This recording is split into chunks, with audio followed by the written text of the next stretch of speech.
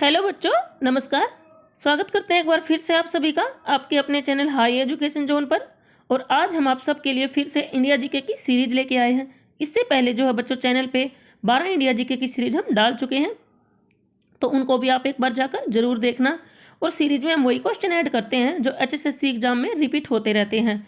Important question ही हम series में add करते हैं। तो स्टार्ट कर लेते हैं फर्स्ट क्वेश्चन से। और फर्स्ट क्वेश्चन हमारा है, भारत का राष्ट्रीय कवि कौन है? तो राइट ऑप्शन हमारा यहाँ पे रहेगा बच्चों ए, मैथिली शरण गुप्त। मैथिली शरण गुप्त जो है भारत के राष्ट्रीय कवि है। और एक बच्चे ने है ना कमेंट बॉक्स में मुझसे पूछा था कि मैम भारत का राष्ट्रीय कवि कौन है? मैथिली शरण गुप्त भी है, रामधारी सिंह दिनकर भी है, तो आप इस कंफ्यूजन को दूर करिए। तो मैं बता देती हूँ कि रामधारी सिंह दिनकर जो है ना ये भी भारत के राष्ट्रीय कवि है, और मैथिली शरण गुप्त भी, दोनों को जो है राष्ट्रीय कवि का दर्जा दिया गया है। लेकिन है ना प्रेफरेंस ज़्यादा है ना मैथिली शरण गुप्त को ही दी जाती है बच्चों। जब DSSB में ये क्वेश्चन पूछा गया था, DSSB PGT टीचर के एग्जाम में जो है ये पूछा गया था, भारत का राष्ट्र कवि कौन है, तो वहाँ पे ना मैथिली शरण गुप्त को आंसर माना था एग्जामिनर ने, रामधारी सिंह दिनकर को नहीं माना था। और ये क्वेश्चन है ना ये भी जैसे एक तरीके से और पूछा जाता है कि भारत का प्रथम राष्ट्रीय कवि कौन है, तो फिर तो 100% मैथिली शरण गुप्त है। क्योंकि है ना मैथिली शरण गुप्त को जो है ना भारत का प्रथम राष्ट्रीय कवि यही है, इसको पहली बार राष्ट्रीय कवि का दर्जा दिया गया था। और रामधारी सिंह दिनकर को है ना इनके बाद में दिया गया था। पहले मैथिली शरण गुप्त को जो है राष्ट्रीय कवि का दर्जा मिला था, बाद में फिर रामधारी सिंह दिनकर को दिया गया था। यानी कि राष्ट्रीय कवि तो ये दोनों ही हैं, पर एग्जामिनर जो है आंसर मैथिली शरण गुप्त को मानता है। और जो मैथिली शरण गुप्त है ना, इनकी जो रचना थी भारत भारती, उसमें है ना इन्होंने जो है ना अंग्रेजों की ना कुछ तारीफ कर रखी है 2-3 लाइनों में। तो इसलिए कुछ लोग इनको है ना जो है राष्ट्रीय कवि नहीं भी मानते, बट फिर भी प्रेफरेंस इन्हीं को ज़्यादा दी जाती है। एग्जामिनर इसी को आंसर मानता है बच्चों। अब HSSC में नहीं पता भाई वो किसको आंसर मान ले, क्योंकि ना HSSC की अपनी अलग ही खिचड़ी होती है। हर बार वो 1-2 क्वेश्चन में है ना वो करते ही है, उनके अपने खुद के आंसर होते हैं। जैसे एक बार एग्जाम में उन्होंने है ना आई के साथ जैसे हैव आता है, तो आई के साथ हैज को ठीक माना था HSSC ने। तो एक तो क्वेश्चन में तो करते ही हैं भाई, वो लक की बात है अगर वो पूछ ले इस क्वेश्चन को। और है ना अगर आप एक तरीका और भी है बता देती हूँ मैं, अगर मैथिली शरण गुप्त आपको ऑप्शन में ना मिले तो फिर रामधारी सिंह दिनकर पे टिक करोगे आप, किसी और पे नहीं करोगे, किसी और रचनाकार पे। फिर हमारा आंसर रामधारी सिंह दिनकर हो जाएगा अगर मैथिली शरण गुप्त आंसर में नहीं है। नेक्स्ट क्वेश्चन है, शुद्ध घरेलू उत्पाद प्राप्त किया जाता है? तो यहाँ पे हमारा राइट ऑप्शन रहेगा बच्चों सी। ए और बी दोनों जो है राइट हैं, क्योंकि एक बार मैंने हिंदी में लिखा, एक बार इंग्लिश में लिखा है। शुद्ध घरेलू उत्पाद कैसे प्राप्त किया जाएगा? तो सकल घरेलू उत्पाद में से जब हम मूल्य ह्रास को घटाएंगे ना, माइनस करेंगे, तब हमें शुद्ध घरेलू उत्पाद प्राप्त होगा। और है ना NDP जो है ना, NDP को इसी को जो हम हिंदी में शुद्ध घरेलू उत्पाद कहते हैं।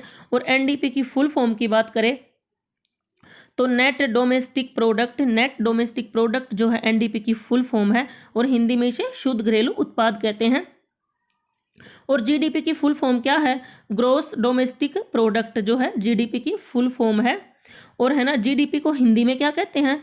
तो GDP को हिंदी में है ना सकल घरेलू उत्पाद कहते हैं बच्चों। और डिप्रिशिएशन जो है ना, डिप्रिशिएशन इसको हिंदी में क्या कहते हैं? इसको है ना मूल्य ह्रास कहते हैं, हिंदी में मूल्य ह्रास। और यानी कि सकल घरेलू उत्पाद में से जब हम मूल्य ह्रास को घटाएंगे तो हमें NDP या शुद्ध घरेलू उत्पाद प्राप्त होगा। या फिर ऐसे बोल सकते हो कि GDP में से हम डिप्रिशिएशन को जो हम माइनस करेंगे तब हमें NDP प्राप्त होगी। और देखो कुछ बच्चों है ना कमेंट करते हैं, 1-2 बच्चे का कमेंट आता कि मैम इंग्लिश में भी ट्रांसलेट करो। तो मैं बता देती हूँ, अगर भाई हर क्वेश्चन को मैं ना हिंदी और इंग्लिश दोनों में बताऊंगी ना, तो देखो वीडियो बहुत ज़्यादा लंबी हो जाएगी और ना बच्चों का टाइम बर्बाद होगा इससे। फिर हाँ जहाँ पे ज़रूरत होती है वहाँ पे मैं बता देती हूँ इंग्लिश में हिंदी में भी, तो कुछ है ना आप खुद भी कोशिश करो बच्चों। नेक्स्ट क्वेश्चन है, विश्व की सबसे गहरी खान कहाँ पर स्थित है? तो यहाँ पे हमारा राइट ऑप्शन हो जाएगा बच्चों बी, दक्षिण अफ्रीका। विश्व की सबसे गहरी खान जो है दक्षिण अफ्रीका में स्थित है। और इसकी गहराई कितनी है? तो ना 4 किलोमीटर गहराई है इसकी, 4 किलोमीटर के लगभग NCERT में दी गई है इसकी गहराई। नेक्स्ट क्वेश्चन है, गन मेटल किसका मिश्र धातु है? और ये HSSC के द्वारा पूछा हुआ क्वेश्चन है बच्चों। तो यहाँ पे हमारा राइट ऑप्शन हो जाएगा डी, उपरोक्त सभी टीन, जिंक, कॉपर सभी से जो है गन मेटल जो है मिश्र धातु इन सभी से मिलके बनती है। और नागरिन के सिंबल की बात करें, टीन का सिंबल क्या है? कॉपर का क्या है, तो टीन का सिंबल है ना बच्चों SN है, कॉपर का CU है और जिंक का ZN है। और ना ये कितने कितने प्रतिशत इसमें मिलके जो है ये गन मेटल मिश्र धातु बनती है। तो जो है ना टीन इसमें कितनी मिलाई जाती है बच्चों, तो टीन इसमें है ना 8% होती है। और कॉपर कितना होता है, तो कॉपर इसमें 90% होता है। और जिंक कितना होता है बच्चों, जिंक 2% होता है। गन मेटल जो मिश्र और ना इसको एलोए भी बोलते हैं बच्चों, एलोए। यहाँ पे मैं इंग्लिश में भी इसको बता देती हूँ, एलोए ALLOY, एलोए। यानी कि गन मेटल किसका एलोए है ये भी बोल सकते हैं। और धातु को ना इंग्लिश में मेटल कहते हैं, हिंदी में धातु बोलते हैं इसको। नेक्स्ट क्वेश्चन है, फोटान का द्रव्यमान कितना होता है, तो राइट ऑप्शन हमारा यहाँ पे बच्चों हो जाएगा C 0। फोटान का द्रव्यमान जो है 0 होता है। और बात करें इसकी खोज किसने की थी, फोटान की, तो इसकी खोज है ना बच्चों अल्बर्ट आइंस्टाइन ने की थी। अल्बर्ट आइंस्टाइन ने जो है फोटान की खोज की थी। नेक्स्ट क्वेश्चन है, सुरेश तेंदुलकर समिति का संबंध किससे है, तो राइट ऑप्शन हमारा हो जाएगा बच्चों यहाँ पे B, गरीबी। सुरेश तेंदुलकर समिति का संबंध जो है गरीबी से है। नेक्स्ट क्वेश्चन है, हिरण्यगर्भ यज्ञ किस शासक ने करवाया था, तो राइट ऑप्शन हमारा रहेगा बच्चों D, दंती दुर्ग। दंती दुर्ग ने जो है हिरण्यगर्भ यज्ञ करवाया था। और एक बार ना इसका अर्थ पूछ लिया था एग्जाम में, SSC में पूछा था, ये SSC में पूछा था इसका अर्थ क्या होता है हिरण्यगर्भ यज्ञ का, तो इसका अर्थ होता है बच्चों सोने का गर्भ। हिरण्यगर्भ का अर्थ होता है सोने का गर्भ। और ये यज्ञ किसने करवाया था, तो दंती दुर्ग ने ये यज्ञ करवाया था बच्चों। और बात करें दंती दुर्ग कौन था, तो ये है ना एक राष्ट्रकूट शासक था दंती दुर्ग। और जो राष्ट्रकूट थे ना ये पहले चालुक्यों के अधीनस्थ थे, चालुक्यों के अधीनस्थ रहते थे, या फिर ये बोले तो उनके नौकर बोल सकते हो आप एक भाषा में। तो जो है ना दंती दुर्ग था ना, इसने जो अपने चालुक्य स्वामी की अधीनस्थता मानने से इनकार कर दिया था। और फिर है ना इसने ये यज्ञ करवाया था हिरण्यगर्भ यज्ञ। और क्यों करवाया था, क्योंकि ना उस टाइम पे ये ना अक्षत्रिय नहीं था, दंती दुर्ग था जो ये अक्षत्रिय नहीं था। और ये यज्ञ ना ब्राह्मणों की सहायता से करवाया जाता था। इसका मतलब ये होता था कि जो ये इस यज्ञ को करवा लेता है ना वो भले ही जन्म से अक्षत्रिय ना हो, लेकिन ये यज्ञ करवाने के बाद वो खुद को अक्षत्रिय घोषित कर सकता है, इसलिए दंती दुर्ग ने ये यज्ञ करवाया था। नेक्स्ट क्वेश्चन है, वेटी क्या है, ये क्वेश्चन भी बच्चों पूछा हुआ है SSC में, बहुत इंपॉर्टेंट क्वेश्चन है। तो राइट ऑप्शन हमारा हो जाएगा बच्चों D हो जाएगा, D हो जाएगा यहाँ पे C, B और C दोनों। क्योंकि ना वेटी एक प्रकार का कर होता है, और कर भी किस प्रकार का होता है, जबरन वसूली कर, यानी कि तो जबरदस्ती लिया जाता है भाई। जैसे एक तो जैसे पहले कर लेते थे, जो लगान लेते थे जमींदार से, भाई एक तो अपनी मर्जी से दे रहा है, नकद दे रहा, प्यार से दे रहा, लेकिन ना इसमें जबरदस्ती अगर वो ना दे तो इसमें ना जबरदस्ती लूटपाट होती थी। तो वेटी जो है कि जबरन वसूली कर है बच्चों, बहुत इंपॉर्टेंट क्वेश्चन है, ये पूछा जा सकता है एग्जाम में। और है ना इसके बारे में हमें कहाँ से पता चलता है, तमिलनाडु में जो चोल शासक है ना, तमिलनाडु के जो चोल शासक थे, चोल जो वंश था तमिलनाडु में, उनके अभिलेख मिलते हैं। तो उनके अभिलेख में जो है, अभिलेखों में जो है इस कर के बारे में जिक्र किया गया है। इनके जो चोल अभिलेख है ना तमिलनाडु में, उनमें ना 400 से ज़्यादा सूचक शब्द हैं कर के बारे में, उन्हीं में जो है ये वेटी कर दिया हुआ है और जबरन वसूली कर है ये। नेक्स्ट क्वेश्चन है, वारेन हेस्टिंग्स भारत का गवर्नर जनरल कब बना, तो यहाँ पे हमारा राइट ऑप्शन हो जाएगा बच्चों B, 1773 में जो है वारेन हेस्टिंग्स जो है भारत का गवर्नर जनरल बना था बच्चों। और अगर बात करें कि ये कौन सा गवर्नर जनरल था, तो भारत का पहला गवर्नर जनरल था ये। नेक्स्ट क्वेश्चन है, एस्पिरिन का जेनेरिक नाम क्या है, तो राइट ऑप्शन हमारा हो जाएगा बच्चों एसिटाइल सालिसैलिक एसिड। एसिटाइल सालिसैलिक एसिड जो है एस्प्रिन का जेनेरिक नाम है। और ये टेबलेट होती है या फिर गोली होती है, सिंपल भाषा में बात करें, जो जवर में दी जाती है, जवर को बुखार बोलते हैं, फीवर जिसे हम कहते हैं।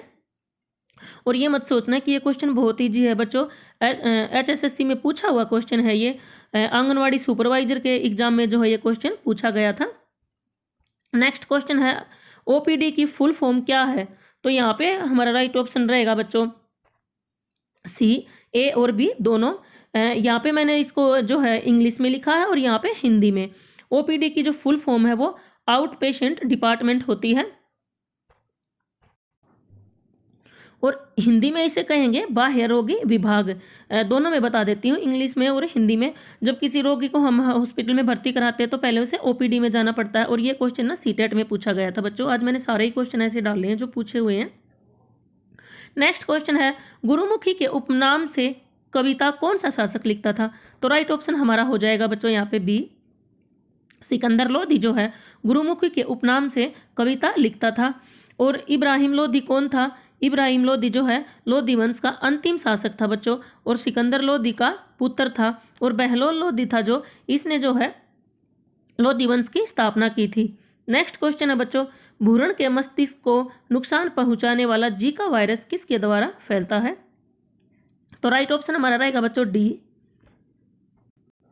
मच्छर। राइट ऑप्शन हमारा रहेगा बच्चों डी, मच्छर। भ्रूण के मस्तिष्क को नुकसान पहुंचाने वाला जीका वायरस जो है मच्छर के द्वारा फैलता है।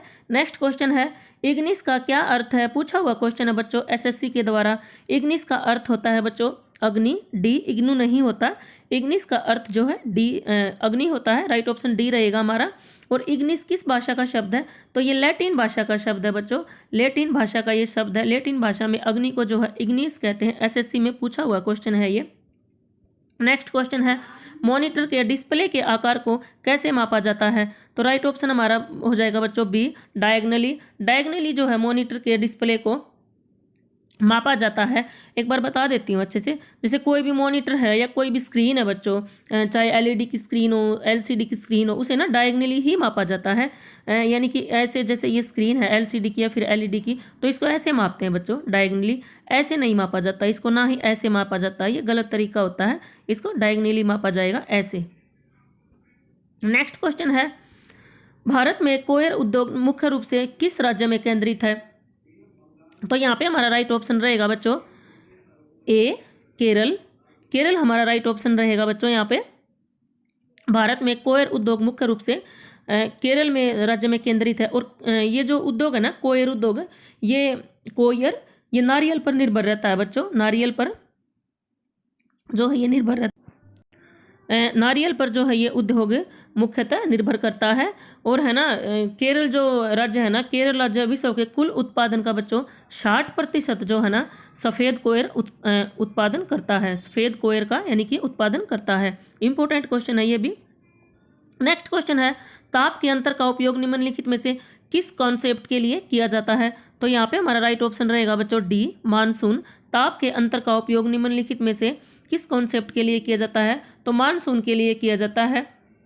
और मानसून की उत्पत्ति ना बच्चों स्थल और जल क्षेत्र में ना, जब तापमान असमान हो जाता है ना, असमान ताप के कारण होती है मानसून की उत्पत्ति। जैसे स्थल में तापमान अधिक हो जाता है और उस स्थल पे जब तापमान अधिक हो जाएगा ना, तो वायु दाब कम हो जाता है फिर धरती पर, और जबकि जलीय क्षेत्र में फिर बढ़ जाता है। नेक्स्ट क्वेश्चन है, भारत में बॉक्साइट का सर्वाधिक उत्पादन किस राज्य द्वारा किया जाता है? तो यहाँ पे हमारा राइट ऑप्शन रहेगा बच्चों बी, उड़ीसा। उड़ीसा में जो है बॉक्साइट का सर्वाधिक उत्पादन किया जाता है।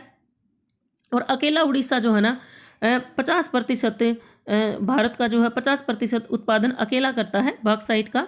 नेक्स्ट क्वेश्चन है, गुरु शिखर चोटी किस राज्य में स्थित है? तो यहाँ पे हमारा राइट ऑप्शन रहेगा बच्चों ए, राजस्थान। गुरु शिखर चोटी जो है राजस्थान में स्थित है। और अगर इसकी ऊंचाई की बात करें ना, तो ऊंचाई है ना, हमेशा ऊंचाई समुद्र तल से मापी जाती है बच्चों।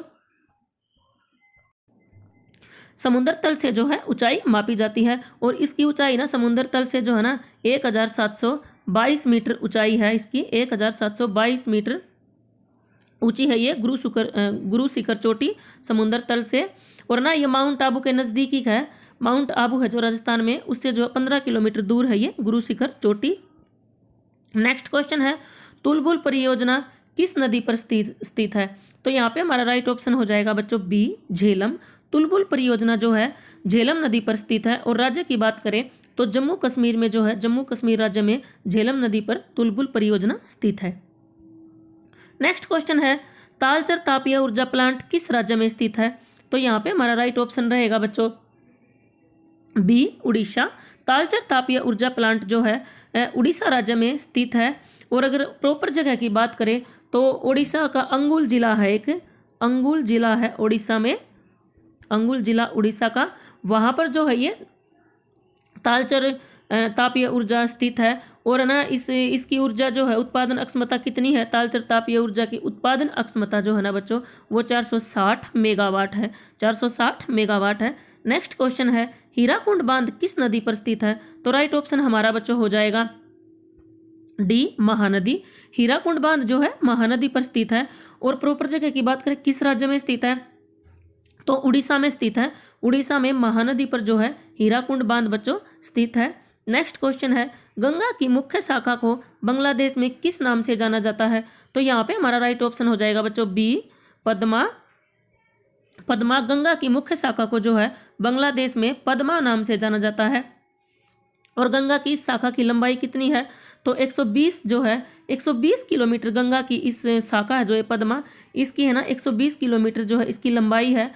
और बंगाल की खाड़ी के निकट ना यह है, बंगाल की खाड़ी के निकट जब यह गंगा की शाखा पद्मा जाती है तो वहां से ना ये मेघना नदी में समाहित हो जाती है बच्चों। नेक्स्ट क्वेश्चन है ताबो मठ किस राज्य में स्थित है, तो यहाँ पे हमारा राइट ऑप्शन रहेगा बच्चों राइट ऑप्शन हमारा रहेगा यहाँ पे सी हिमाचल प्रदेश। ताबो मठ जो है हिमाचल प्रदेश में स्थित है। और ताबो मठ जो है ना बच्चों, ताबो मठ जो अगर इसकी प्रॉपर जगह की बात करें तो हिमाचल प्रदेश में ना लाहौल स्पीति जिला है। लाहौल स्पीति, लाहौर नहीं है ये, लाहौल स्पीति एक जिला है।